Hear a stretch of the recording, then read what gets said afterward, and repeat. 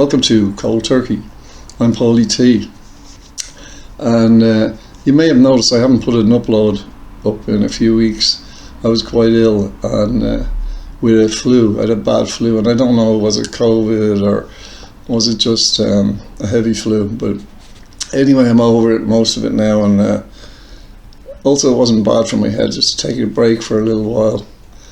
But yeah, I had a little bit of sad news about a lady I'd interviewed very early on when I started doing Cold Turkey a few years ago, and her name was Francesca, and I just got the idea, I only heard recently that she passed, so I got the idea to maybe do a little bit of it, just a tribute, because she is, I believe, the 6th person that I know about in the people that I've interviewed in the past couple of years that have passed due to their addiction and otherwise.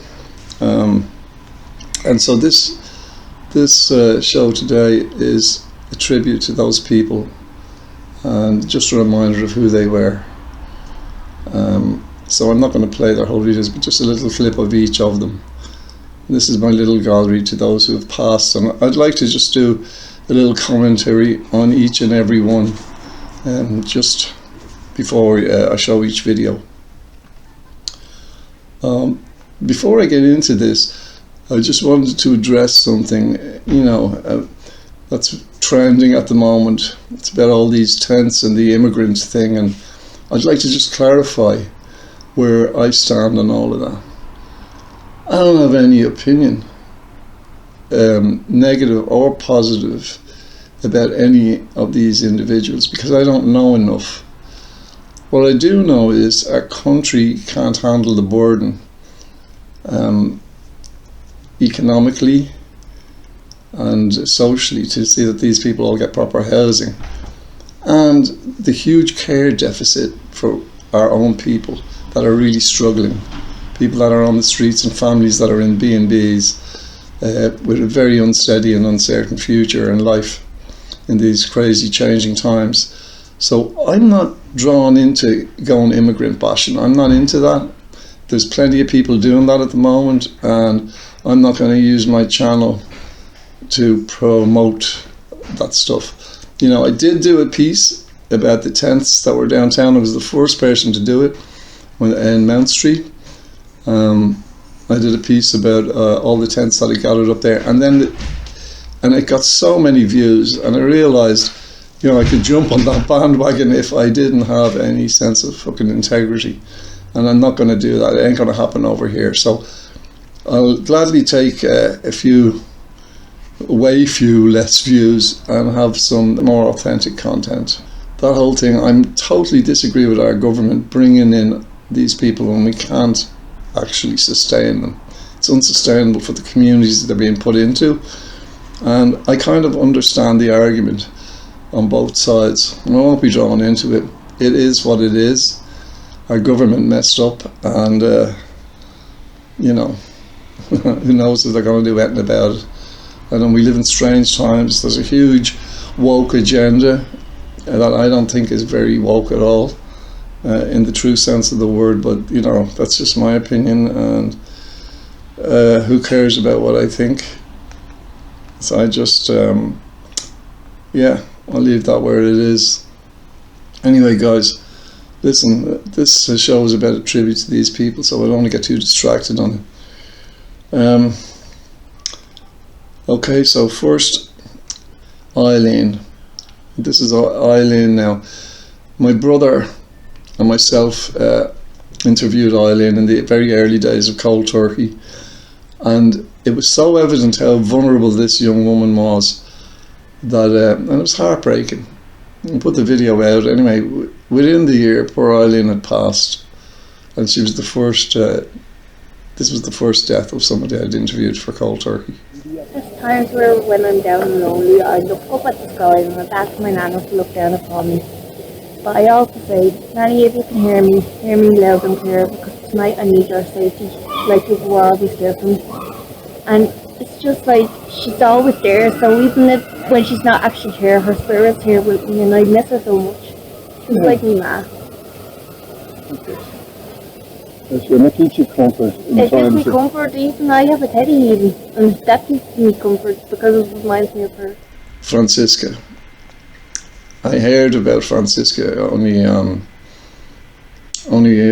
a week or two ago, and I saw it on a comment actually on YouTube that somebody who knew her. So, and this was Francisca, one of my very first interviews. This is the truth. This is the true hard reality of the situation, isn't it? It's life or death. It is life or death, darling. And you know, I would encourage you to choose life because you're still alive. You have your son, and you know their heart is beating. And look, you can see you're a good person. You're just You know trapped when in you this say bullshit. this, you know what song I hear is. Go on. Here goes Johnny M again. With liquor and drugs. Yeah. I'm going to play that for you at the end of this blog. Lust for life, and that's what you need, my girl. Lust for life. Good to see you He was smiling. hugging, I was like, yeah. Lust for life for you, Francesca. I wish you well, my darling. Thank you so much for talking to us. Perfect. The next person who passed recently, this was Donald from Kerry. Donald was one of the two men that was found dead in the canal not so long ago, a couple of months ago. It's a mysterious death. I don't know if there's any follow-up on it or what the official version of it is, but two men were found drowned in the canal near the tent where they slept, and I interviewed Donald in that very spot a couple of years ago. This is Donald. 2.5 years, and you know, and family trouble at home. Being quite honest about it, and I'm in a gay relationship. My partner, and my life is with him. I lost my brother in 2019. Sorry, what was it? 24th February 2019. And I lost my uncle from a hospital in Tralee, County Kerry, at the age of 54, and the 21st of August 2016. And my life has been a living hell. May he rest in peace. The next guy, this also made headlines, as did Donald's death. This is Jimmy. Jimmy was an ex-soldier who was homeless and addicted and living in Dublin in hostels and tents. Jimmy was a very sincere and gentle character.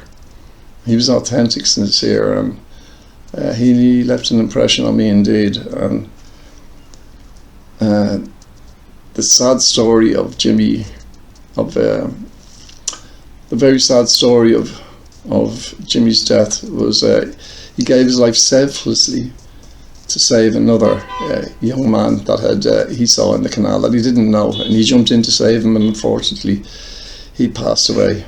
So he was recognised for his humanity and his bravery posthumously, and he featured on Joe Duffy's show, and Joe featured a bit of my interview on KoldTurkey, and in the Sunday World did a big piece about him. So this is Jimmy. Yeah, you're not blaming it on the services or on the fact there's no housing. No, for me, I made that decision. When I was in the army, I decided to smoke heroin, so it's my fault for leaving the army. It's my fault for leaving my family home. It's no one else's fault. It can't be. It was my decision. No one made me do it. No one told me to do it. I chose to do it. You know what I mean? It's no one else's problem. It is I have to sort my shit out. But it's doing it is the do you know what I mean? I know what to do, it's just doing it. There's one thing I need to think about is getting my head together. That's just God's honest truth. And then once that happens, just getting clean, getting a family home, and hopefully getting the baby back with us and living a normal life, get a job. You know what I mean? Get on my feet. May he rest in peace, God bless him. Next is Donna.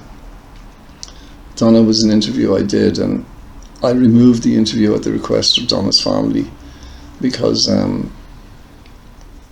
sometimes that happens. Families ask me to remove it. Sometimes I do, and sometimes I don't. If the person insists, no, leave that up.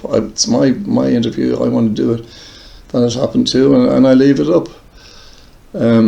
Sometimes the family get on to me and they tell me, you know, how that it's hurtful for the parents' children or for their elderly mother, whatever the case may be. It's causing a lot of distress, and I will usually I talk to the person, but in this case I took it down. Donna was very ill. She wasn't well at all, and I did take down her interview, but I'm going to play a couple of seconds of Donna. May she rest in peace. And she was a neighbour. I would see her very often and had a little friendship with her, where I used to just check in and ask her, was she okay? So this is Donna. Okay. Well, that and gear, whatever else I can get. So why are you not on your methadone now? I come off it a while back. I thought I was doing the right thing, to be honest. I thought I was in the right headspace to come off everything, and no, that went wrong. So because I come off the programme, it's just getting harder now to get back on the programme. There's so many addicts out there. Rest in peace, Donna. I'm sure the fact that they were living under the radar on the streets all contributed to their death in some way or another. I would just say, I think it's so important that we're kind to each other. Be kind to the people that are on the street. I know people look and think, oh, they're making a fortune, they're just spending on drugs. They're just trying to get through the day. Maybe just look at it like that. And they're doing what they have to do to get through the day. You can choose to help, not help, but you know, that's down to your own set of standards. However, I would encourage everybody not to ignore these people. Even if you just look at them and say, I'm sorry, I don't have any change. You're recognising that there's a person there. You know, that's very important. A little bit of recognition. Recognition is the first step in love in general.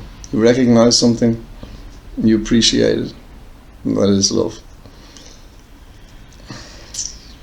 Anyway, on this somber note, I'll just say I intend to do a few lives soon. I hope that you guys will tap in. I'm going to do the lives maybe more in the evening, 8, 9 o'clock at night. It's something I want to do because I don't always have the strength to go around the city on my feet.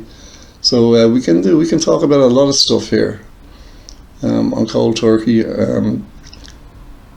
We can talk about addiction, homelessness. We can talk about redemption. What does it mean to actually come through a very dark period and to make that change, to come into a place of lightness and of unburdenedness. And that's what I call enlightenment, just being unburdened. This is Paulie T. Stay blessed, stay unburdened, and be kind to one another.